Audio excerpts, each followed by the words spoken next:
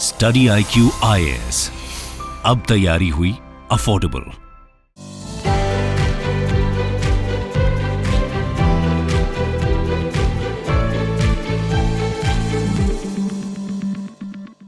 प्रधानमंत्री ने लाल किले की प्राचीर पे खड़े होकर भारतवासियों से कुछ प्रण लेने को कहा।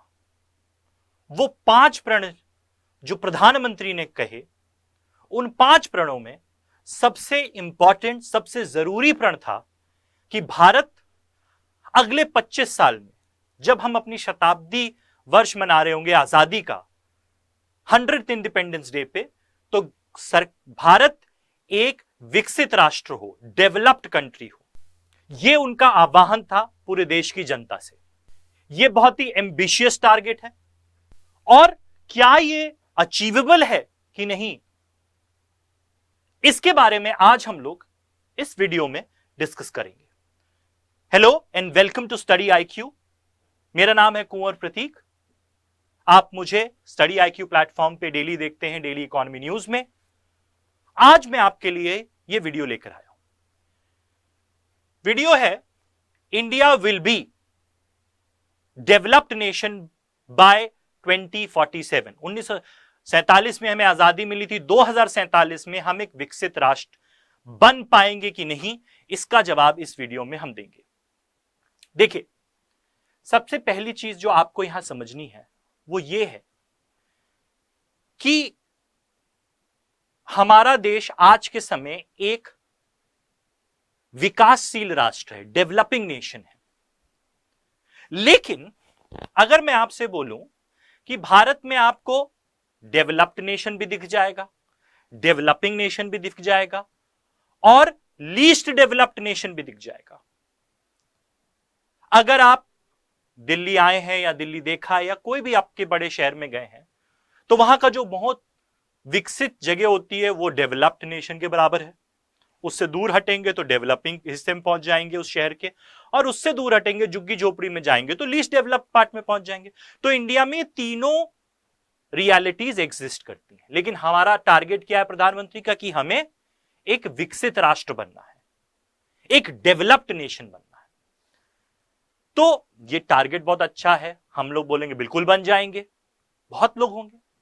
लेकिन जब भी हम कोई लक्ष्य तय करते हैं, आज लक्ष्य क्या है? आज लक्ष्य है कि हम एक डेवलप्ड राष्ट्र बने। आप सब IAS की तैयारी कर रहे हैं, आपका लक्ष्य है IAS बनना, और उस लक्ष्य को हासिल करने के लिए सबसे जरूरी क्या है? स्वॉट एनालिसिस करना। आपकी स्ट्रेंथ क्या है, आपकी वीकनेसेस क्या है, अपॉर्चुनिटीज क्या है, इन सारी चीजों का एनालिसिस आपको करना पड़ता है, तभी आप इस एग्जाम में सक्सेसफुल हो पाएंगे। और यही चीज एक राष्ट्र के स्तर पे भी लागू होती है। एक राष्ट्र को भी अपने लक्ष्य को हासिल करने के लिए उस अर्जुन की आंख की तरह मछली की आंख भेदने के लिए अपनी स्ट्रेंथ्स, वीकनेस, अपॉर्चुनिटीज, सारी चीजें जानना जरूरी है। तो ये लक्ष्य बहुत अच्छा है, तो उसको कैसे अचीव करेंगे, इसके बारे में बात करने से पहले आप मुझे सोशल मीडिया पे फॉलो कर सकते हैं। ट्विटर, इंस्टाग्राम और टेलीग्राम पे कुंवर सर इकोनॉमी नाम से आप ढूंढ सकते हैं और बात कर सकते हैं। तो सबसे पहली बात क्या है भाई, हमने प्रण लिया है। प्रधानमंत्री ने 5 प्रणों की बात करी है। वो 5 प्रण क्या है हमारे, कि हम डेवलप्ड नेशन बनेंगे। इसके बारे में आज हमें बात करनी है। कॉलोनियल माइंडसेट से छुटकारा पाएंगे, यूनिटी लाएंगे, अपने रूट्स पे हमको प्राउड फील करना है, और सारे लोगों को अपनी ड्यूटी निभानी, लेकिन डेवलप्ड नेशन। लेकिन इसमें एक बात समझिए आप आज, जब हमारे सामने ऐसी कोई बात आती है तो हम अति उत्साह से क्या बोलते हैं, अरे ये तो हम हासिल ही कर लेंगे। रियलिटी चेक की जरूरत है। क्या हम हासिल कर पाएंगे? आज हमारी स्थिति क्या है, इसकी जरूरत है हमें समझने की। पहली बात ये समझिए कि जब हम डेवलप्ड नेशन की बात करते हैं तो रियलिटी चेक क्या है, भारत में आज स्थिति क्या है। अगर हम नॉमिनल जीडीपी का आंकड़ा देखें, if we talk about nominal GDP, nominal GDP आप सभी को पता है क्या होती है। जब हम जीडीपी निकालते हैं करंट प्राइसेस पे, जिसमें इन्फ्लेशन जुड़ा होता है, तो वो नॉमिनल जीडीपी कहलाता है। अगर हम नॉमिनल जीडीपी टर्म्स में देखें तो सबसे बड़ी अर्थव्यवस्था कौन सी है? अमेरिका की है 25.35 ट्रिलियन डॉलर्स की, उसके बाद चाइना 19.91 ट्रिलियन डॉलर, उसके बाद जापान है, उसके बाद जर्मनी है, उसके बाद भारत है 3.53 trillion dollars. 5 trillion dollar economy का प्रधानमंत्री का सपना है देश के लिए। और उसके बाद है यूके। तो हम क्या बोलते हैं कि यूके, यूनाइटेड किंगडम, ब्रिटेन, जिसने हम पे 200 साल राज किया, उसको हम पीछे छोड़ चुके हैं, तो ये तो हम अचीव ही कर लेंगे, इसमें कौन सी बात है। लेकिन यहां समझने वाली बात यह है कि आप नॉमिनल टर्म्स में जीडीपी को देखकर अपनी वाहवाही कर रहे हैं, लेकिन आप कुछ मिस कर रहे हैं। क्या मिस कर रहे हैं हम लोग? अगर मैं आपको एक डेटा पॉइंट बताऊं, अगर मैं आपसे बोलूं कि 2022 में भारत नॉमिनल जीडीपी टर्म्स में 5वें नंबर पे है, और आपसे पूछूं यह सवाल कि 1947 में भारत नॉमिनल जीडीपी टर्म्स में किस नंबर पे था, तो आपका जवाब क्या होगा? सर हम बहुत पीछे थे। यही आप गलत हो जाते। क्यों? क्योंकि 1947 में नॉमिनल जीडीपी टर्म में हमारी रैंक थी 6ठी। तो क्या इंप्रूवमेंट हुआ? हम 6ठे नंबर पे तब थे, आज 5वें नंबर पे। इससे दौरान क्या हुआ यह समझना जरूरी है। 1947 से 1980 के बीच में हमारी नॉमिनल जीडीपी ग्रोथ में जो रैंकिंग थी वो लगातार गिरती गई और वो पहुंच गई 13वें स्थान पे। और 1980 के बाद 1991 के रिफॉर्म आए और उनके बाद हमने अपनी पोजीशन को बेहतर किया और आज हम नॉमिनल जीडीपी टर्म्स में 5वें स्थान पे हैं। तो ये प्रोग्रेस हमने की, लेकिन अगर एब्सोल्यूट टर्म कंपेयर करो आप, 1947 में हमारी रैंक 6ठी थी और अभी 5वीं है। क्या इंप्रूवमेंट है? सेम है। दूसरी चीज आपको यहां यह समझनी है कि अगर मैं प्रत्येक व्यक्ति आय के बारे में बात करूं, पर कैपिटा इनकम के टर्म्स में बात करूं, पर कैपिटा इनकम प्रत्येक व्यक्ति आय के, तो अगर मैं 1947 का आंकड़ा देखूं और 2022 का आंकड़ा देखूं, ये हमको हिस्ट्री समझना बहुत जरूरी है, ताकि हिस्ट्री में ही लेसन होता है फ्यूचर के लिए। 2022 में एवरेज जो प्रत्येक व्यक्ति आय है दुनिया की, उसका 18% भारतीय प्रत्येक व्यक्ति आय। अगर 10,000 रुपए है एवरेज प्रत्येक व्यक्ति आय दुनिया की, तो 1800 रुपए भारत की प्रत्येक व्यक्ति आय है। 1947 में क्या स्थिति थी? 1947 में भी यह स्थिति 18% ही थी। और 1980 में क्या हुआ? 1980 में यह प्रत्येक व्यक्ति आय का हिस्सा कितना हो गया था? 6%, और वहां से बढ़कर अब वापस 18% आ गया। यह रियलिटी है। तो अगर हम ये सोचते हैं कि यह लक्ष्य बहुत आसान होने वाला है, तो यह लक्ष्य आसान नहीं होने पाए, क्योंकि पूरी वैश्विक अर्थव्यवस्था में सिर्फ आप तो नहीं बढ़ रहे हैं। Only you are not growing. If you are growing, other people are also growing. आप मैराथन रन कर रहे हैं, आपने 1947 में मैराथन रन करना चालू किया, आप पीछे छूट गए, फिर आप बहुत तेजी से भी बढ़ रहे हो तो आप वहीं पहुंचे हो, लेकिन और लोग भी तो वैश्विक अर्थव्यवस्था में तेजी से बढ़ रहे हैं, उनका क्या?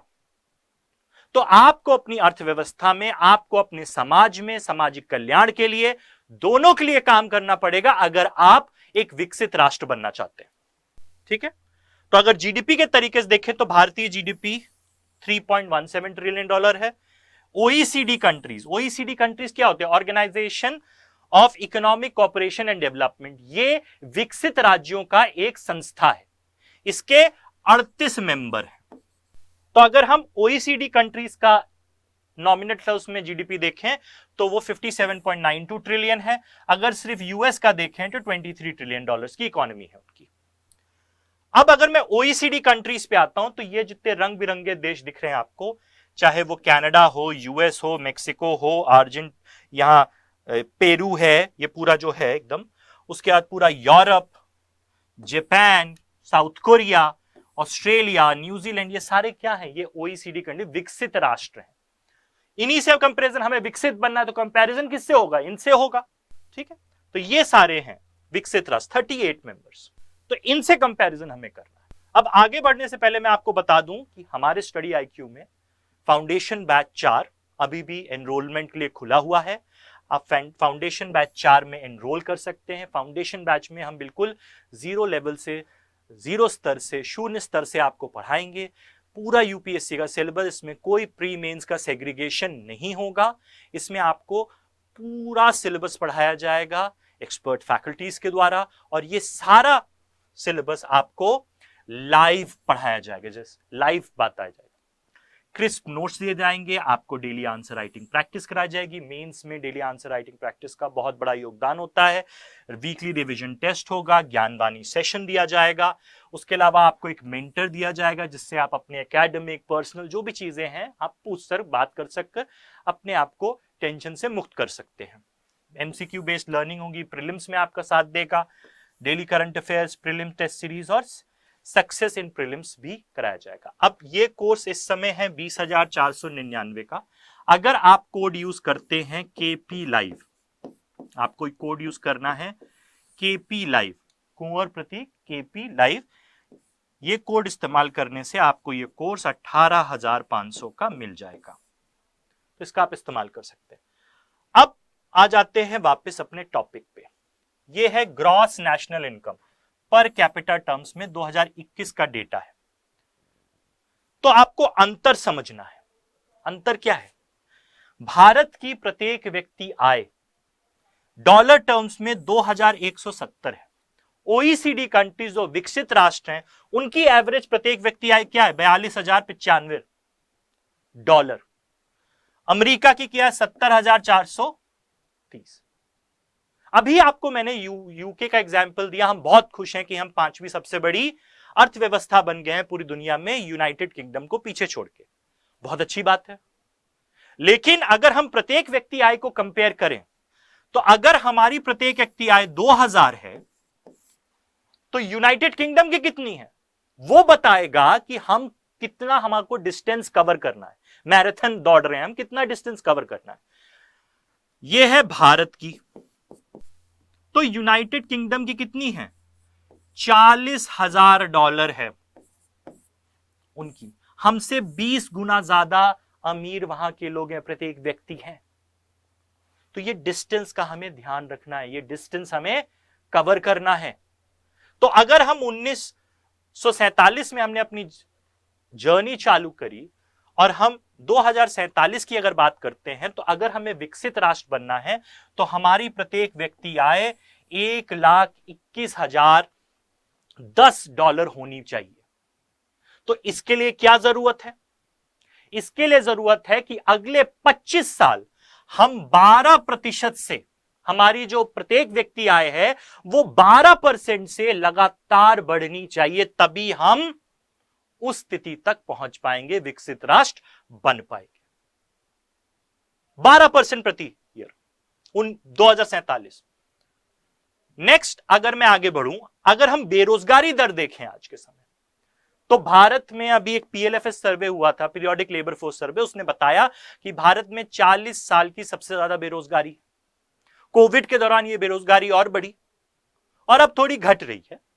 लेकिन भारत में अगर आप बेरोजगारी दर देखें तो वो 6% है, ओईसीडी कंट्रीज में 6.3% है और अमेरिका में 5.5%। आप बोलोगे सर ओईसीडी में तो हमसे ज्यादा बेरोजगारी दर है, लेकिन ओईसीडी कंट्रीज दो विकसित राष्ट्र हैं, वहां उनका सामाजिक सुरक्षा का जो ढांचा है, सोशल सिक्योरिटी जो सेटअप है, वो भी तो बेहतर है। क्या हमारे यहां सोशल सिक्योरिटी सेटअप उतना अच्छा है? नहीं। तो हमें अनएम्प्लॉयमेंट को भी कम करना है, क्योंकि हमारे यहाँ डेमोग्राफिक डिविडेंड है, जनसंख्या लाभांश है। उसका क्या मतलब है? हमारे यहां ज्यादा लोग हैं जो काम करके देश के प्रति, देश में कंट्रीब्यूट कर सकते हैं। लेकिन उसके लिए क्या जरूरी है? उसके लिए जरूरी है, पहली चीज, हमारा जो यूथ है वो एजुकेटेड होना चाहिए, हेल्दी होना चाहिए, स्किल्ड होना चाहिए, और साथ ही साथ हमें यह सुनिश्चित करना है कि हमारे जो यूथ है उसको काम मिल सके, उसको रोजगार मिल सके। अगर मैं आगे बढ़ूं, तो अगली चीज क्या है? Female labour force participation rate. महिलाएं हमारी जनसंख्या का 50% हिस्सा हैं, तो बिना उनके कंट्रीब्यूशन के क्या विकसित राष्ट्र का सपना पूरा हो सकता है? नहीं पूरा हो सकता है। तो यहां ये बता रहे हैं कि जो फीमेल लेबर फोर्स पार्टिसिपेशन है पिछले 25 साल से लगातार घट रहा है। महिलाओं की भागीदारी हमारी जो वर्क फोर्स में है वो कम हो रही है। उसके कई कारण हैं। महिलाएं एजुकेशन में जा रही हैं, सामाजिक कारण है, पढ़ने नहीं दिया जा रहा है, शादी हो गया है, बहुत सारे कारण। लेकिन ये क्या दिखाता है कि कम होता जा रहा है। और अगर हम विकसित राष्ट्र की बात करें तो विकसित राष्ट्रों में female labour force participation rate बढ़ रहा है। तो क्या है? OECD female labour force participation rate is 2.7 times of India. अगर भारत में एक महिला काम करती है तो ओईसीडी राष्ट्रों में 2.7 महिलाएं काम कर रही हैं। तो अगर आपको विकसित राष्ट्र का सपना पूरा करना है तो फीमेल लेबर फोर्स पार्टिसिपेशन को हमें बढ़ाना पड़ेगा। अगली चीज पे आते हैं एम्प्लॉयबिलिटी। यहां आती है आपकी एजुकेशन, हेल्थ और स्किलिंग की बात। तो इंडिया में सिर्फ 100 में से 46.2% लोग ग्रेजुएट है, परसेंटेज देखें तो एम्प्लॉयबल है। ईज ऑफ डूइंग बिजनेस में इंडिया की रैंक क्या है? 63 है। यूएस की क्या है? 6ठी है। तो यहां भी हमें काम करना है। उसके अलावा अगर इनोवेशन की बात करें, नवीनताकरण की बात करें, तो उसमें यूएस जो एक विकसित राष्ट्र है उसकी 3rd रैंक है और हमारी 46 रैंक है। तो चाहे इनोवेशन हो, चाहे एम्प्लॉयबिलिटी हो, चाहे ईज ऑफ डूइंग बिजनेस हो, काम करने में आसानी में, भारत हर चीज में पीछे है। और हमें अगर विकसित राष्ट्र बनना है तो इन सारी चीजों पे हमें काम करना पड़ेगा। दूसरी चीज ये है, क्या कोई देश विकसित राष्ट्र इसी तर्ज पे बन सकता है कि उसका आर्थिक विकास हो रहा है? नहीं, उस राष्ट्र में सामाजिक विकास भी होना चाहिए। ह्यूमन डेवलपमेंट भी एक चीज है जिसको हमें सुनिश्चित करना है। तो अगर हम आगे बढ़े, अर्बन पॉपुलेशन की बात करते हैं। जैसे जैसे जो भी देश विकसित होता है वहां शहरीकरण ज्यादा होता है, क्योंकि शहरीकरण की वजह से क्या होता है? आर्थिक अपॉर्चुनिटीज ज्यादा होती है, इकोनॉमिक अपॉर्चुनिटीज ज्यादा है, लोगों को नौकरी मिलती है, लोगों की आय बढ़ती है, लोगों का लिविंग स्टैंडर्ड बढ़ता है। तो अगर हम अर्बनाइजेशन की तर्ज पे इसको कंपेयर करें तो इंडिया में सिर्फ 35% लोग शहरों में रहते हैं, ओईसीडी में 81%, अमेरिका में 83%। अब हम जब 25 साल आगे जाते हैं तो हमारा देश तो अर्बनाइज करेगा, बढ़ेगा ये अर्बनाइजेशन का परसेंटेज। क्या ये नहीं बढ़ेंगे? ये भी बढ़ेंगे। तो हमें उसका भी ध्यान रखना है। हमें अपने अर्बनाइजेशन को प्लान्ड रखना है। हमें अर्बनाइजेशन की जो विसंगतियां हैं, खराबियां हैं भारत की, जैसे स्लम है, जैसे लैक ऑफ सोशल सिक्योरिटी है, लैक ऑफ शेल्टर है, लैक ऑफ सैनिटेशन है, इन सारी चीजों पे भी लगातार काम करना है अगर हमें एक विकसित राष्ट्र बनना है। आगे अगर मैं जाऊं और बात करूं रेट ऑफ अर्बनाइजेशन की, तो हम बात कर चुके हैं। ह्यूमन डेवलपमेंट की बात करें, मैंने मानवीय विकास की, सिर्फ आर्थिक विकास से कुछ नहीं होगा, मानवीय विकास भी इंपॉर्टेंट है।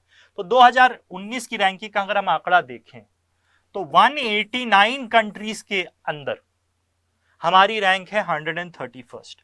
यूएस की क्या है? 70वीं रैंक है।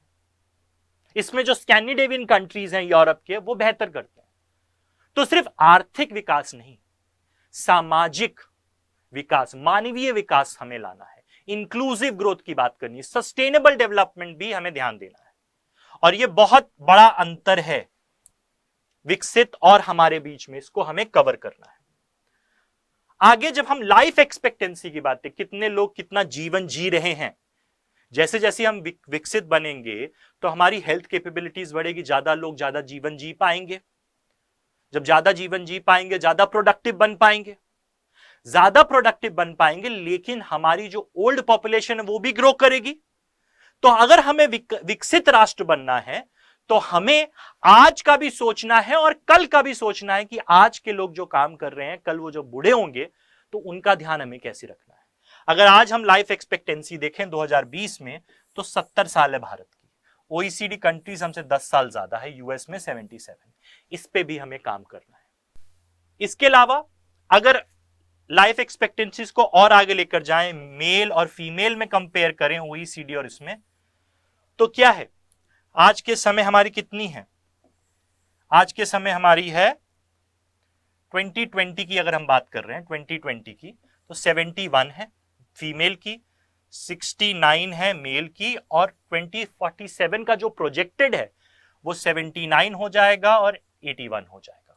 10 साल हमारी बढ़ेगी। लेकिन इसी में ओईसीडी कंट्रीज हमसे आगे तब भी रहने वाले हैं। आगे अगर हम बढ़े, इन्फेंट मोर्टेलिटी सामाजिक विकास का एक अहम हिस्सा होता है। बच्चे कितने बच्चों की मृत्यु हो रही है, इन्फेंट मोर्टेलिटी रेट। तो अगर हम आंकड़ा देखें 1996 में क्या था, अगर विकसित राष्ट्र में 14 बच्चों की मृत्यु हो रही थी, भारत में 76 की हो रही थी। 2020 में भारत में 27, ओईसीडी में 6 और 47 में 10 और 6 होगा। तब भी हम ओईसीडी कंट्रीज के पीछे ही रहेंगे। यह भी एक रियलिटी है जिसको हमें दिमाग में रखना है और इसको हमें इंप्रूव करना है। अब आते हैं चाइल्ड मोर्टेलिटी। इन्फेंट मोर्टेलिटी क्या होता है? 1 साल के अंदर मृत्यु होने वाले बच्चों की दर। चाइल्ड मोर्टेलिटी होता है 5 साल के अंदर कितने बच्चों की मृत्यु हो रही है। अगर देखें तो 2020 में इंडिया में 33 बच्चों की मृत्यु हो रही थी, ओईसीडी में 7, यूएस में 6। तो कितना ज्यादा अंतर है, 5 गुना ओईसीडी से हम पीछे हैं। सामाजिक, हमारे बच्चे हमारे देश का भविष्य है। यही बच्चा 25 साल का हो जाएगा अगर आज पैदा हुआ है। यही भविष्य है हमारा, तो इसको हमें बचाना है। अगर हम अंडर कुपोषण की बात करें तो हमारी जनता का 15% लोग कुपोषित हैं। विकसित राष्ट्र में 3% है, यूएस में 3% है। तो कुपोषण पे भी हमें काम करना है। सिर्फ कह देने से कि हमें विकसित बनना नहीं हो पाएगा। कई स्तंभों पे, कई पिलर्स पे हमें काम करना है साइमल्टेनियसली, चाहे वो आर्थिक हो चाहे वो सामाजिक हो, तभी हम एक विकसित राष्ट्र बन पाएंगे। अगर स्कूल एनरोलमेंट की बात करें, स्कूल में किसकी बात कर रहा हूं मैं? ग्रेजुएशन लेवल, हायर एजुकेशन की। इंडिया का सिर्फ ग्रॉस एनरोलमेंट रेशियो 29% है, ओईसीडी में 77% है, अमेरिका में 88% है। तो हम कितना पीछे हैं ये आप देख लीजिए। अगर हमें विकसित राष्ट्र बनना है तो हायर एजुकेशन, रिसर्च डेवलपमेंट, इन पे भी हमें काम करना है। तो इस पे हमें काम करना है। आगे बढ़ते हैं। अगर मैं गरीबी की बात करूं, पॉवर्टी की बात करूं, तो भारत ने बहुत मेहनत करके गरीबी को घटाया है। अगर हम अपनी पॉवर्टी रिडक्शन चाइना से कंपेयर करें तो हमारी चाइना की गरीबी हमसे ज्यादा थी। लेकिन आप देख रहे हो जैसे जैसे आगे बढ़े चाइना, विकसित राष्ट्र, विकासशील राष्ट्र में हमसे आगे दौड़ में निकला, तो वो इस 2000 के समय हमारी और उनकी गरीबी दर सेम थी। लेकिन उसके बाद चाइना हमसे आगे निकलता चला गया और हम उनके पीछे रह गए। तो गरीबी और एक्सट्रीम पॉवर्टी में भी हमें काम करना है। इसके अलावा क्या करना है? इसके अलावा सबसे बड़ी बात है, हमें आत्मनिर्भर बनना है। आज के समय चाहे खाद्यान्न का क्षेत्र हो, चाहे ऑयल का क्षेत्र हो, चाहे प्रेशियस मेटल का क्षेत्र हो, चाहे वेजिटेबल ऑयल का क्षेत्र हो, पल्सेस का क्षेत्र हो, हम सब में इंपोर्ट, आयात पे निर्भर हैं। तो अगर हमें एक विकसित राष्ट्र बनना है तो हमें अपनी अर्थव्यवस्था की जड़ें इतनी मजबूत करनी है कि हम इंपोर्ट डिपेंडेंट ना रहें। हमारी जो ग्रोथ हो, हम लोगों को निर्यात करें, ना कि आयात करें। तो हमें अपना इंपोर्ट भी घटाना पड़ेगा, तभी हम एक विकसित राष्ट्र बन पाएंगे। अगर आंकड़ा देखें लिथियम आयन बैटरी में, ठीक है, ग्रोथ हमारी बहुत है। किसकी? इंपोर्ट ग्रोथ 55% बढ़ गई। अगर हम सोलर से जुड़ी हुई चीजों को देखें तो उसका इंपोर्ट 100% से ज्यादा बढ़ गया। अगर हम क्रूड ऑयल को देखें तो हमारा इंपोर्ट 95.6% से बढ़ गया। तो हमें इंपोर्ट भी कम करना है, आयात भी कम करना है। यह है आज का रियलिटी भारत का। इसका मतलब यह नहीं है कि हम इतनी सारी चैलेंजेस हैं, हम इन चैलेंजेस को पार पा सकते हैं अगर हमारी नीतियां ठीक हो, अगर हम आर्थिक विकास के साथ ही साथ सामाजिक विकास पे भी काम करें, अपनी जो डेमोग्राफी है, जो डेमोग्राफी डिविडेंड है, जनसंख्या लाभांश है, उसको और बेहतर करें, उसको प्रोडक्टिव बनाए, उसको हेल्दी बनाए, उसको कौशल युक्त बनाए। साथ ही साथ हमें अपने देश में आर्थिक अपॉर्चुनिटीज को खोलना है। और ये आर्थिक अपॉर्चुनिटी सबसे ज्यादा कहां खुल सकती हैं? ये आर्थिक अपॉर्चुनिटी सबसे ज्यादा मैन्युफैक्चरिंग के क्षेत्र में, उत्पादन के क्षेत्र में खुल सकती है। तो उत्पादन के क्षेत्र पे हमें ज्यादा ध्यान देना है।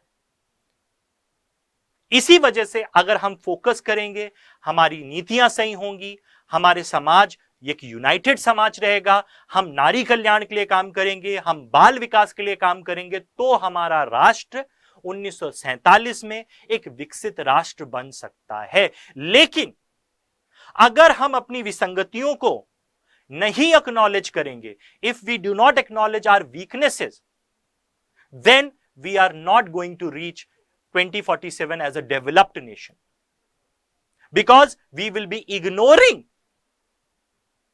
our weaknesses at our own peril. हम अपनी जो खराबियां हैं, खामियां हैं, विसंगतियां हैं, अगर उसको हम इग्नोर कर चलेंगे तो हमें पता नहीं होगा कि हमें किस पे काम करना है और कैसे हम वहां तक पहुंच सकते हैं। तो विकसित राष्ट्र बनना जो सपना है, टारगेट बहुत डिफिकल्ट है बट अचीवेबल है अगर हम सब उसके प्रति कंट्रीब्यूट करें, नीतियां सही हों, लोग सही हों, समाज में एकता हो, आर्थिक सामाजिक विकास दोनों पे अगर हम ध्यान दें तो ये जरूर मुमकिन है। तो इसी के साथ ये वीडियो यहीं तक था। आपको जाने से पहले एक बार फिर बता दूं, हमारा फाउंडेशन बैच 4 लॉन्च है। 22 तारीख से इसकी क्लासेस चालू हो रही हैं, सुबह 8 बजे इसकी क्लास होगी। इस कोर्स को आज आप खरीद सकते हैं, एनरोल कर सकते हैं। कोड आपको यूज करना है KP लाइव और आपको ये कोर्स 18,500 का मिल जाएगा। तो इसका इस्तेमाल करिए। फाउंडेशन कोर्स में बिल्कुल बेसिक से आपको पढ़ाया जाएगा। आप मुझे सोशल मीडिया पे भी फॉलो कर सकते हैं, ट्विटर, इंस्टाग्राम और टेलीग्राम पे। कुंवर सर इकोनॉमी ग्रुप है, आप उसको सर्च करके ज्वाइन कर सकते हैं। इसी के साथ आप सभी का धन्यवाद। बाय बाय, टेक केयर, जय हिंद। स्टडी IQ IAS, अब तैयारी हुई अफोर्डेबल।